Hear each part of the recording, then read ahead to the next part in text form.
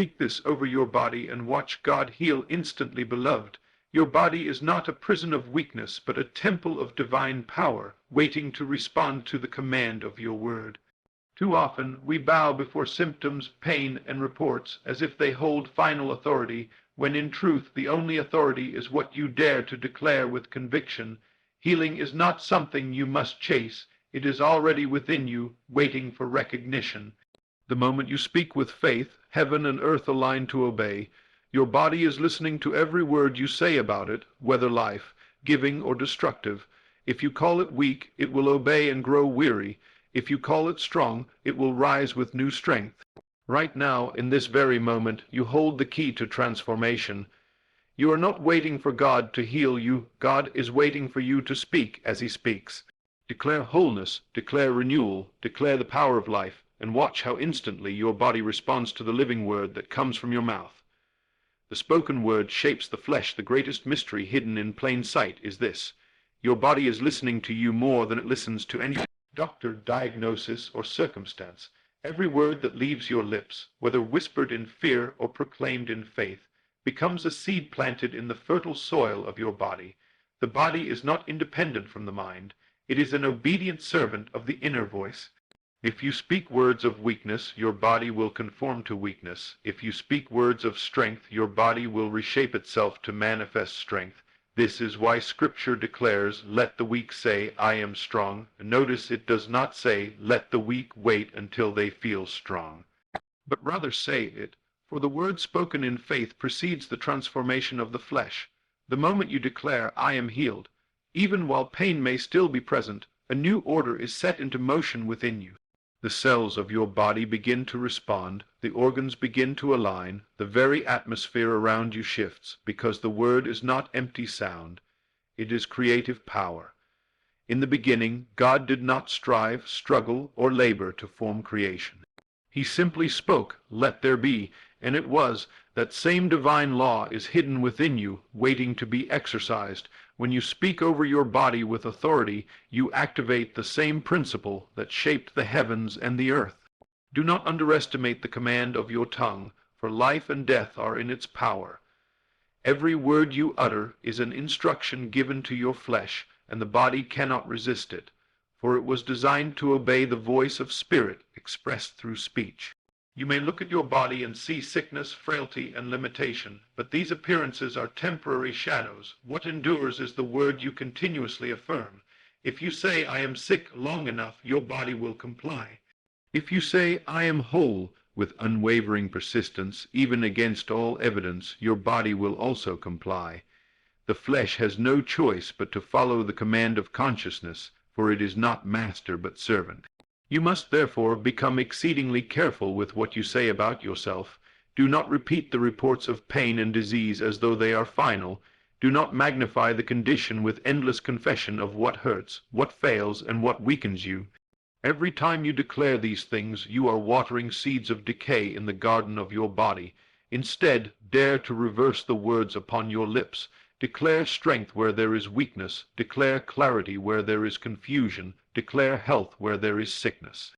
You will notice that at first it feels strange, as though you are lying to yourself, but you are not lying. You are speaking the higher truth that exists beyond appearances. Truth is not what you see with the outer eye. Truth is what you know inwardly and dare to proclaim until it becomes visible. Your words are the bridge between the invisible and the visible, between the spiritual and the physical. The moment you speak health with conviction, the process of healing begins to reorganize your body's structure. Do not expect instant change in appearance, though sometimes it will happen instantly. Rather, expect that the word is already working, just as a seed buried in soil begins its work unseen before it breaks the surface. If you speak faithfully, your body must break forth into new life, because the word never returns void. Consider this: every time you say, "I am tired," your body responds with heaviness. Every time you say, "I can't go on," your body yields and surrenders to defeat. But when you say, "I am strong," you tap into reservoirs of energy you did not know were there. When you say, "I am whole," your immune system strengthens, your cells regenerate, your very DNA begins to receive the message of renewal. Your speech is not a mere reflection of reality, it is the architect of reality. The body is plastic to the word. It bends, shapes, and molds itself to fit the pattern of what you say. If you want to transform your health, begin by transforming your words. Speak life daily, not as a ritual, but as the exercise of divine authority entrusted to you. Imagine a judge in a courtroom. His words alone have the power to set free or condemn. Your tongue is no different. It passes judgment upon your body. Will you condemn yourself with words of sickness, or will you set yourself free with words of healing? The choice is ever in your mouth. The more consistently you affirm the truth of health, the more your body must conform. Do not say, "I will be healed one day." Do not postpone the power of the word into some distant future. Speak in the present. I am healed now. I am whole now. I am strong now. For the body obeys the tense of your word.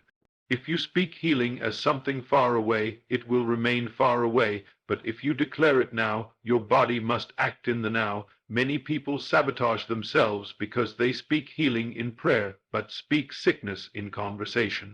They say God will heal me, but later they tell their friends how ill they are. This double speech produces no fruit, for a divided tongue yields a divided body. If you desire wholeness, your word must be single, steady, and unwavering.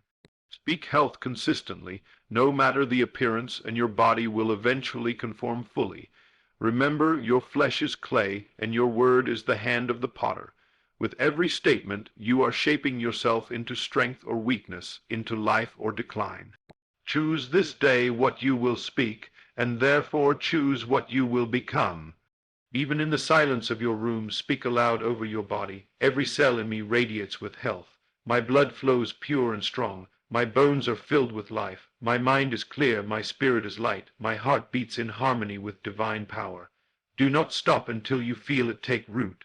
Keep declaring until the body bows to the word, for it cannot resist the command of faith-filled speech. The body may argue at first with pain and symptoms, but hold fast to your decree, for the word is greater than appearances. Say it again and again until the invisible truth overwhelms the visible illusion. The greatest gift you can give your body is not medicine, not treatment, not even rest. It is the word spoken with divine authority. For all things were made by the word, and without it was not anything made that was made. Your body too was made by the word, and it can be remade by the word. Therefore speak with boldness, speak with certainty, and speak with love. Say to yourself even now, I am not broken. I am whole, I am strong, I am healed, I am renewed. Let this confession be your daily breath until the flesh reflects the glory of your speech. Imagination creates healing before it appears. The unseen power of imagination is the womb in which every healing begins, for nothing that is visible comes forth without first being conceived within. The body is not governed merely by flesh, blood, or circumstance.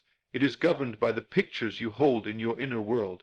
Every image, every vision you nurture, becomes a silent instruction to your body, and your body, being the servant of the mind, has no choice but to obey. If you continually imagine yourself sick, frail, or broken, your body bends into that mold and displays the symptoms of what you have inwardly rehearsed. Yet if you dare to imagine yourself whole, radiant, and strong, your body begins to reshape itself in accordance with that picture. Healing does not begin on the hospital bed, nor in the hands of medicine. Healing begins the moment you see yourself healed in the theater of your own mind. It is here that divine law operates with perfection, for what you hold as real within must eventually manifest without. Do not underestimate the power of this silent rehearsal, for the imagination is not a childish dream. It is the creative power by which all things were made. When God called creation into being, he saw it before he spoke it.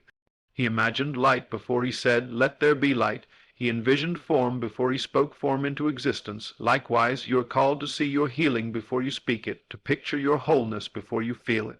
Imagine yourself walking with ease, breathing with strength, living with joy, and let that vision soak into your consciousness until it feels more real than the pain or limitation before you. This is not fantasy. It is the higher reality pressing itself upon the lower until the lower conforms. Many people fail in their healing because they pray for health while secretly holding on to images of sickness. They cry for restoration, but continually rehearse the picture of themselves as broken, frail, and dying. As long as that inner image persists, no amount of outer effort will produce lasting change. The body cannot rise above the picture painted within, for the inner vision is the blueprint of the flesh. Therefore, your first act in healing is not to beg, but to imagine. Close your eyes and see yourself as already restored. See yourself free of pain. See yourself in the full glow of health. Do this again and again until your mind accepts it as reality. When you rise from such an exercise, do not say, "One day I will be healed." Instead, live as though it were already accomplished. Walk with the posture of wholeness. Speak with the tone of vitality. Smile with the confidence of a person who has already received what they desired. This assumption of the wish fulfilled is the secret that collapses the distance between what is unseen and what is seen. For the body does not wait for proof, it waits for instruction, and imagination is that instruction. Each time you persist in imagining yourself whole, your nervous system, your cells, your organs, your immune system, all begin to respond to that command. Modern language may call it placebo, but it is far deeper than that. It is the ancient law of creation at work. The unseen is always greater than the seen, and what you dare to assume in imagination must one day harden into fact. Even if symptoms scream the opposite, persist in the vision. Do not give imagination only a passing glance. Give it your faith, your focus, your persistence. Just as a seed planted must be watered and guarded, so must the inner image of health be nurtured until it breaks forth into visible expression. When doubt arises, do not fight it with fear, simply return to your inner picture. See yourself again as whole, feel the joy of already being free.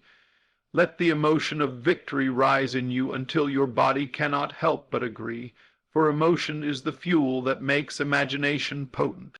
Words without feeling are weak, but words saturated with emotion ignite the power of the subconscious, and the subconscious in turn directs the body to manifest what is assumed. This is why you must not only imagine health, but feel it as though it were already yours. Let yourself taste the relief, the lightness, the gratitude of already being healed, and you will accelerate the process of transformation. Imagination is not bound by time. It does not wait for the calendar to turn or for conditions to align. The moment you assume the reality of health within, a shift takes place in the unseen, and though it may take time to appear outwardly, the seed of healing has already been planted, and nothing can prevent it from bearing fruit if you persist. Be patient with appearances, for they are but shadows of yesterday's beliefs. Focus instead on tomorrow's vision made real today in imagination. Walk each day as if the healing were already accomplished, and the body will soon conform. Consider this. Every invention that has transformed the world began as a picture in the mind of its creator. Airplanes, electricity, great cities, all first lived in imagination before they appeared. If imagination has the power to transform the world, how much more does it have power to transform the body in which it dwells? You do not need to struggle or strive for healing. You need only to see it, believe it, and rest in it until it takes form. If you can imagine your wholeness so vividly that it feels more real than your pain, then healing must follow, for the law cannot be broken. What is held within must manifest without. This is why children often heal faster than adults. They have not yet learned the stubbornness of doubt. They can imagine with purity, and so their bodies respond quickly. You too must become as a child in imagination, simple, trusting, willing to play in the unseen until it becomes your reality. Do not be discouraged if change does not appear immediately. The moment you begin imagining, healing has already started. Every repetition strengthens the blueprint. Every picture makes the body bend further toward wholeness. Hold to the vision, and the day will come when the outer matches the inner, when your body shines with the image you have faithfully rehearsed. And when that day comes, you will realize that the healing was not a miracle that came from outside, but a creation that was birthed from within.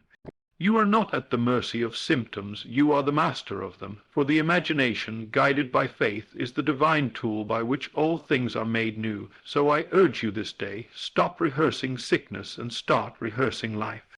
Stop picturing decline and start picturing renewal. Stop imagining defeat and start imagining victory. As you do, your body will receive the instruction, and healing will break forth like dawn. Speak no more of what hurts. Instead, imagine what is whole. Speak no more of what is broken. Instead, imagine what is restored. For imagination is the first medicine, the true physician, the eternal architect of health. And as you hold fast to your inner picture, you will witness the miracle of transformation, not as something strange, but as the natural fruit of a law that has been at work since the beginning of time. What you dare to imagine with conviction, you will one day behold with your eyes.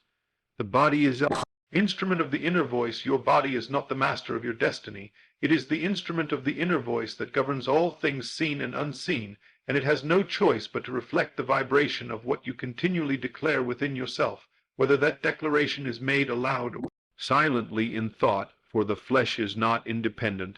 It is a servant, a mirror, a stage upon which the play of your inner speech is performed. Every heartbeat, every chemical reaction, every flow of energy in your system is attuned to the frequency of your words, and though the world may teach you to believe your body is an autonomous machine subject only to biology, the deeper truth is that biology itself bends under the weight of consciousness, and consciousness speaks most clearly through the inner word.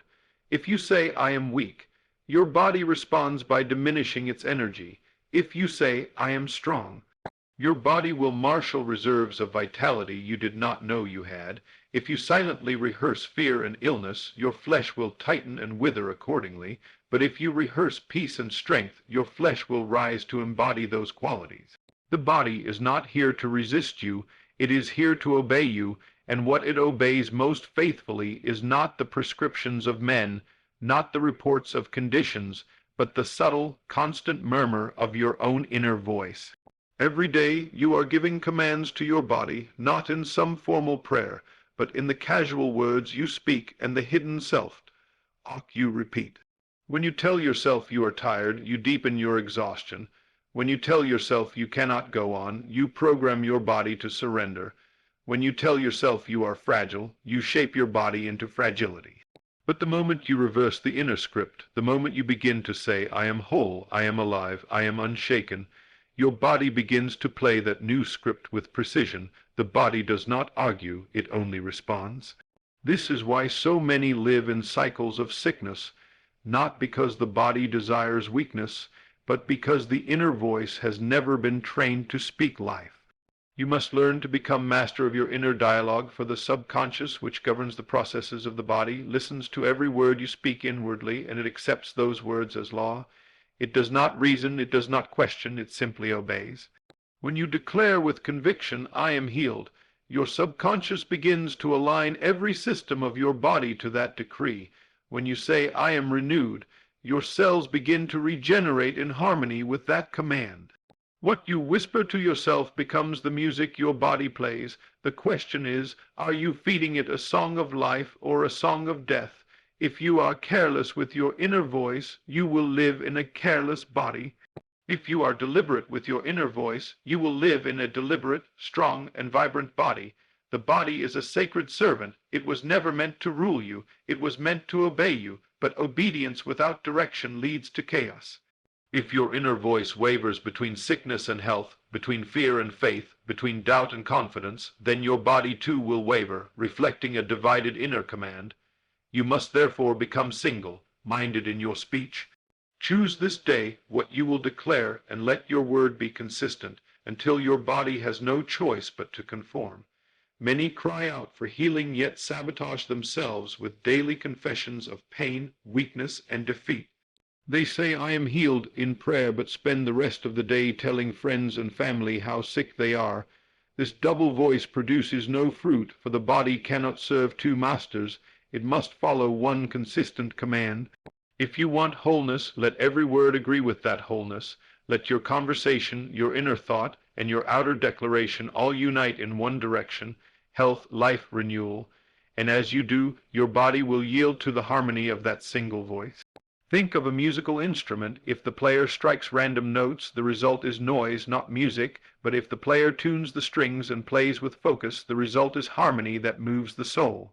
Your body is no different. It is the instrument upon which your inner voice plays. If you give it a discordant song of doubt and fear, the body will play that discord.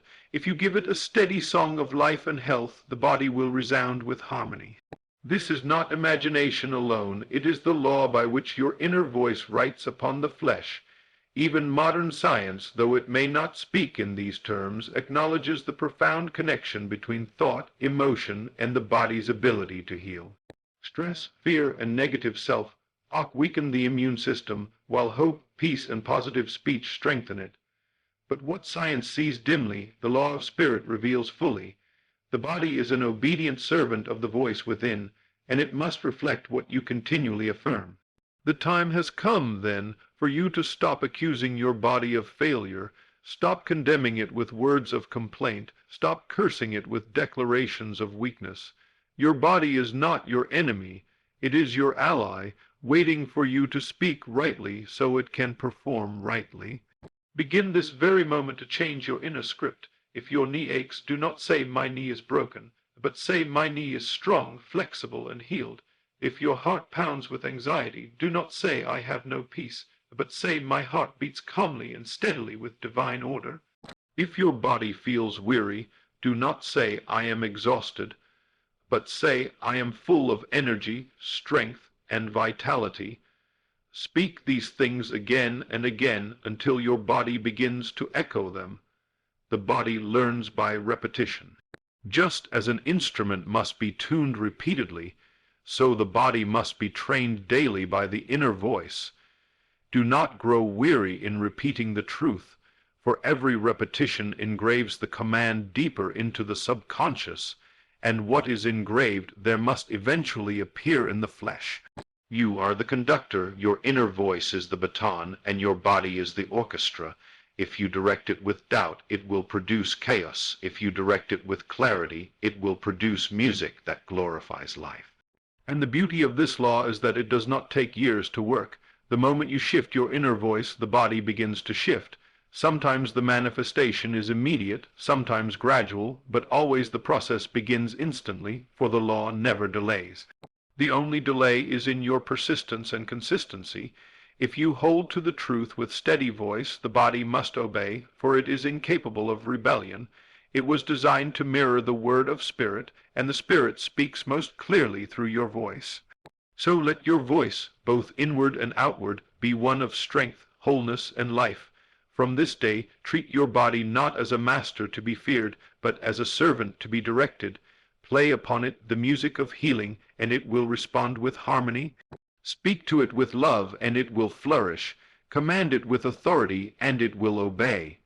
And as you master your inner voice, you will discover that the body is not a burden, but a vessel of divine glory, capable of renewal, strength, and radiant health, so long as the voice within speaks with unwavering faith.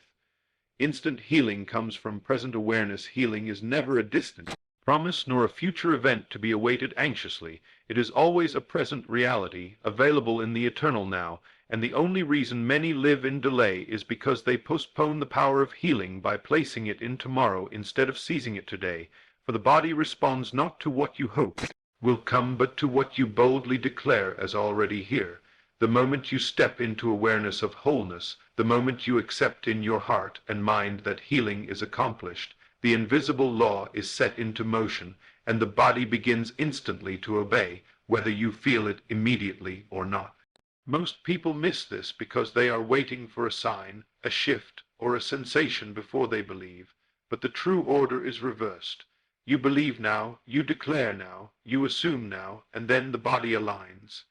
To say, "I will be healed," is to condemn yourself to endless waiting, for the word will places healing in a time that never arrives.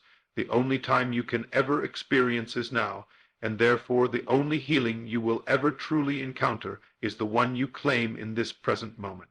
Do not say, "One day I shall be whole," but say, "I am whole now," for the body cannot respond to a tomorrow.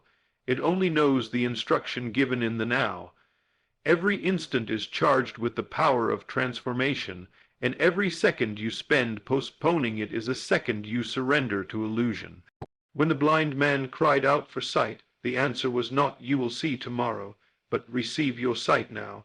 When the leper came for cleansing, the command was not be healed in due time, but be clean now. This is the eternal principle. Healing is immediate in spirit, and what delays its appearance in the body is only the unwillingness of the mind to accept it in the now. If you can but awaken to present awareness, if you can but declare with conviction that wholeness is yours already, the body will bend itself instantly toward that word. Even if symptoms linger, even if pain remains, do not be deceived into believing healing is delayed. For the law of life works first in the unseen and then in the seen. The seed is already planted, the order already given, the process already underway. Stand firm in the awareness that healing is accomplished now, and let your body catch up to the truth you have already embraced, for time is an illusion in matters of spirit, only the eternal now is real. Your challenge, then, is not to beg for healing, not to wait for healing, but to awaken to healing as a fact already present. This is the true act of faith, not to hope that one day things will change, but to assume that they have already changed in the invisible and to live accordingly. The instant you shift your awareness, the instant you stop chasing what seems far away and instead rest in what is here, you release the resistance that has held healing at bay. This is why so many pray endlessly without result. They pray from the position of lack, declaring by their very request that they do not yet possess the healing they seek. But the higher way is to pray in thanksgiving, to live as though it were already given, to speak as though it were already done, to feel as though it were already accomplished. Gratitude is the language of present awareness, and the body responds to gratitude with harmony. The one who says, "Thank you for my healing," even while the pain persists, has already stepped into the vibration of wholeness, and the body cannot resist it for long. Begin therefore this day to shift your language, replace every "I will be" with "I am," replace every "someday" with "today." Replace every "I hope" with "I know," for the word spoken in present tense carries power, while the word spoken in future tense is weak and indefinite. The body needs certainty, and certainty can only live in the now. When you stand in the mirror and declare, "I am healed now, I am whole now, I am renewed now," you are not lying. You are declaring the deeper truth that spirit has already accomplished, and the body must catch up to. The great deception is that healing is far off, when in reality it is already within you, waiting only for your recognition. Every cell, every organ, every fiber of your being is listening to the command you give it in this moment. What will you say? Will you tell it to wait? Will you tell it that healing is far away, or will you command it now to align with the truth of life? You are the authority, and the body is the servant. Do not let appearances dictate your awareness, for appearances are but shadows of old beliefs. The moment you shift awareness, the shadows must change, even if they linger for a time. Do not doubt in the waiting, but anchor yourself in the fact that the word is already fulfilled. Remember this: when you imagine health, you are not creating it. You are uncovering it, for health has always been the natural state of your being. When you speak life into your body, you are not forcing it into something unnatural. You are restoring it to the order it was designed to hold. Present awareness is simply alignment with what is eternally true.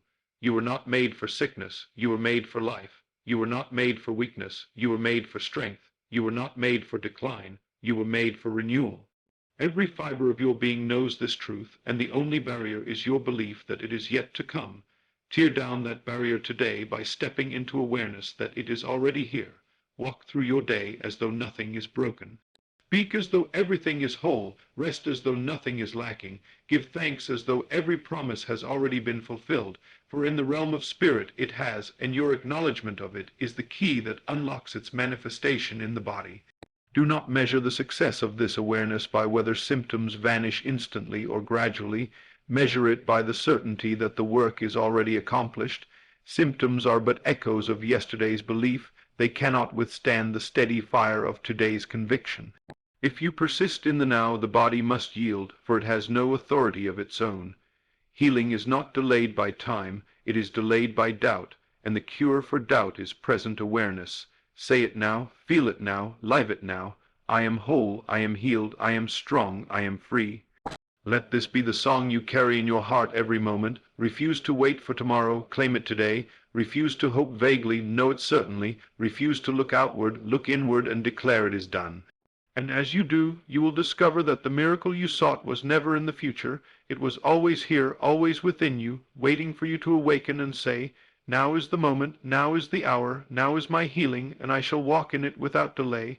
Faith-filled speech unlocks God's power. There is a hidden authority placed upon your tongue, an authority so vast that it can release either life or death, healing or destruction, freedom or bondage, and the key that determines its outcome is not the mere sound of words, but the faith with which those words are spoken. For faith-filled speech is not weak repetition, it is the very decree of heaven uttered through the lips of man.